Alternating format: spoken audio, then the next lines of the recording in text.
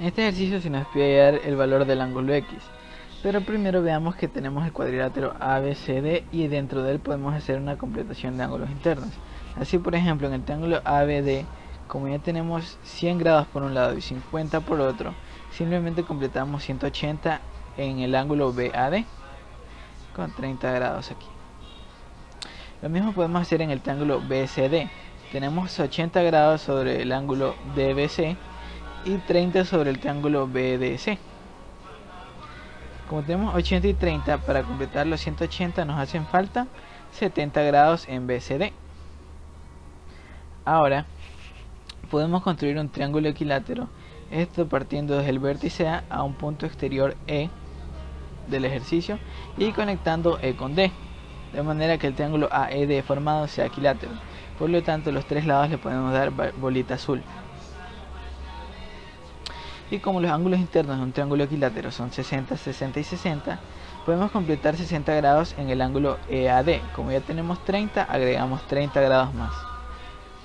En AED podemos poner los 60 grados y asimismo en EDA. Ahora, fijémonos que podemos hacer una completación de ángulos internos en uno de los triángulos que se ha formado. Tenemos 60 grados y 30. Completamos con 90. Y podemos llamar F al punto de intersección de los segmentos ED con AB. Y podemos conectar E con B. Ahora, hecho esto, fijémonos que el ángulo AFE vale 90 grados. Y por opuesto por el vértice y por completación del ángulo llano, podemos concluir que los tres ángulos alrededor también deben ser 90. 90, 90, 90 y 90. Ahora, como el segmento AB es bisectriz del triángulo equilátero AED, podemos concluir que EF es congruente con FD.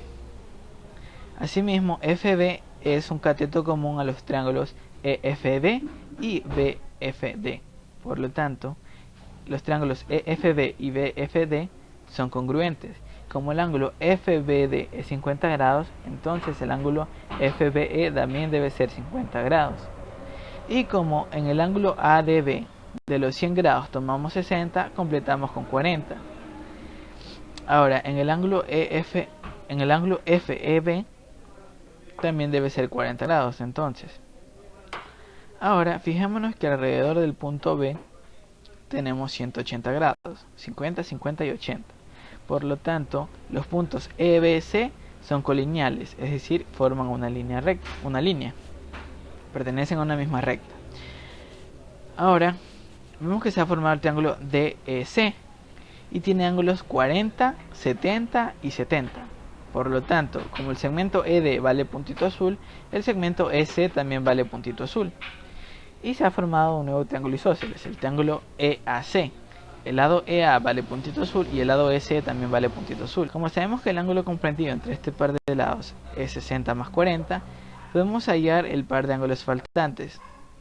Decimos, el ángulo EAC, que es igual a SA, es igual a 180 grados menos 100 grados dividido por 2, lo que nos da 40 grados. Y ponemos entonces en SA 40 grados. Ahora, en el triángulo BCM podemos hacer la completación de los 180 grados. Como ya tenemos 80 por un lado y 40 por otro, X debe ser igual a 180 menos los 120 que ya tenemos. Y es igual a 60 grados. Gracias.